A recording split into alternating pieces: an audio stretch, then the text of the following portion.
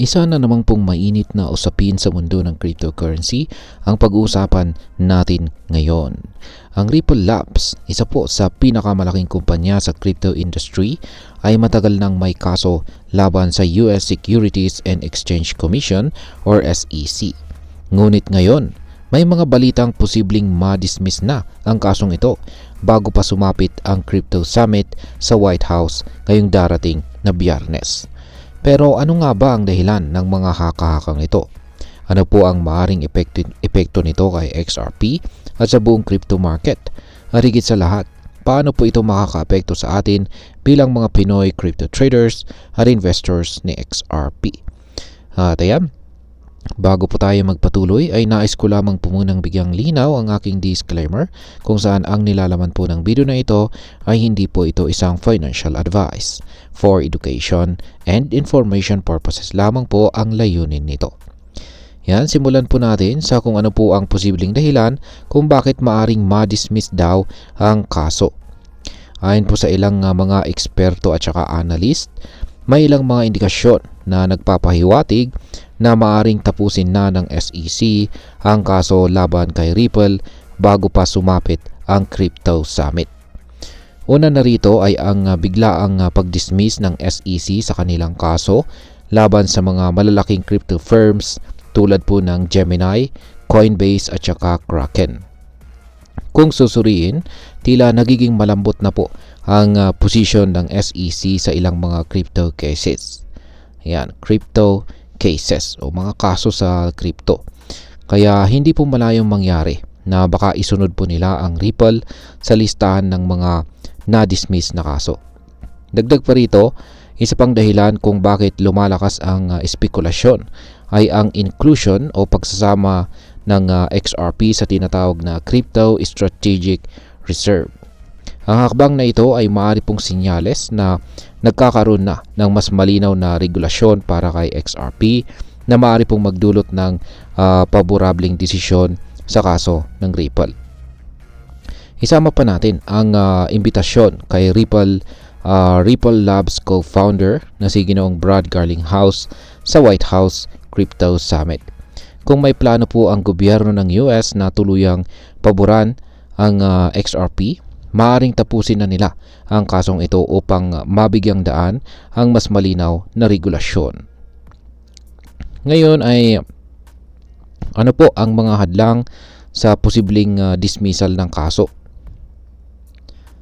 Ayan, bagamat marami ang umaasa na matatapos na ang kaso bago po ang summit, hindi po ito nangangahulugan na wala ng balakid na maaring pumigil dito. Ayon sa mga eksperto, isa sa pinakamalaking hadlang sa dismissal ay ang tinatawag na injunction o utos ng korte na pumipigil kay Ripple na magbenta ng securities.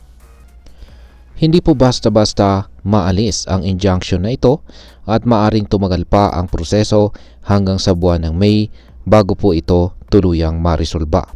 Bukod dito ay hindi rin natin dapat kalimutan na ang SEC ay isa pong regulatory body na may sariling agenda.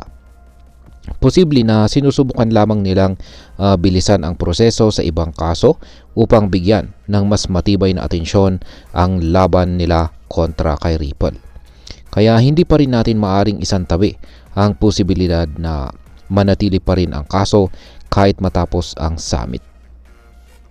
Ngayon ay ano naman po ang maaring maging epekto nito kay XRP at sa crypto market?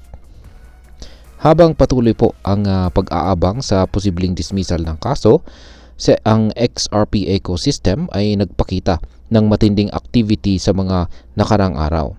Ayon po sa mga ulat, mahigit $5 billion na halaga ng XRP ang inilipat ng mga malalaking investors o tinatawag na whales. Karaniwan ang ganitong galaw ay isang indikasyon po ito ng malaking pagbabago sa market.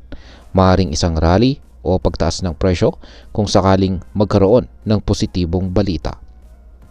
Kung tuluyang ma-dismiss ang kaso bago po ang summit, malaki ang posibilidad na lumipad ang presyo ni XRP. Ang ganitong desisyon ay magbibigay po ng mas malaking kumpiyansa sa mga investors at maaring maging catalyst para sa panibagong bull run sa market. Ngunit kung hindi ito ma-dismiss, maaring makaranas ng pansamantalang pagbaba ang presyo ni XRP dahil sa mga traders na mawawalan ng tiwala sa mabilisang resolusyon ng kaso. At ngayon ay ano naman ang maaring maging epekto nito para sa atin bilang mga Pinoy crypto traders at investors ni XRP.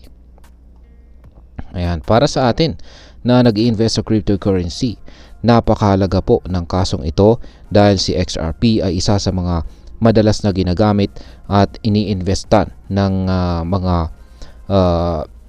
crypto enthusiast. Kung ang kaso po ay ma-dismiss, maaaring tumaas ang value ng XRP, kaya posible pong kumita ang mga may hawak or holdings nito. Para naman sa mga traders, maaari po itong magbigay ng magandang trading opportunities dahil po sa volatility ng presyo. Ngunit kung hindi ito ma-dismiss, maaari pong bumaba ng bahagya ang presyo ng XRP. Kaya dapat laging maging handa ang mga investors na mag-adjust sa kanilang mga strategy. Dapat nating tandaan na ang crypto market ay palaging volatile, kaya't mahalaga po ang tamang risk management at hindi po basta-basta sumasabay sa hype lamang. At ayan, bilang panghuli ay ano naman ang aking masasabi tungkol dito. Sa ngayon ay wala pang kasiguraduhan kung talagang ma-dismiss na ang kaso ng Ripple laban sa SEC bago ang Crypto Summit. Maraming mga indikasyon na maaari pong maging pabor ito kay Ripple. Ngunit may mga hadlang din na maaring pumigil sa mabilisang resolusyon na ito. Para sa atin bilang mga Pinoy crypto traders at investors, ang pinakamagandang gawin ay ang manatiling updated sa mga balita at patuloy na pag-aralan ang market. Huwag po tayong magpadalos-dalos sa desisyon at palaging mag-invest ng may tamang kaalaman. At ayan, hanggang dito na lamang po tayo sa video na ito mga ka-crypto. Sana po ay inyong nagustuhan ang aking paliwanag sa video na ito. Kung inyo po itong nagustuhan, pakiclick lamang po ang like button nito. Marami pong salamat sa panonood, ingat po tayo lagi at God bless po sa ating lahat.